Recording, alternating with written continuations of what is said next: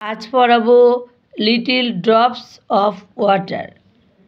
Little drops of water, little grains of sand make the mighty ocean and the pleasant land. So the moments, humble though they be, make the mighty ages of eternity. Little deeds of kindness, little words of love help to make earth happy like the heaven above. তো তোমরা দেখতেই পেলে আমি কিভাবে কবিতাটা পড়লাম।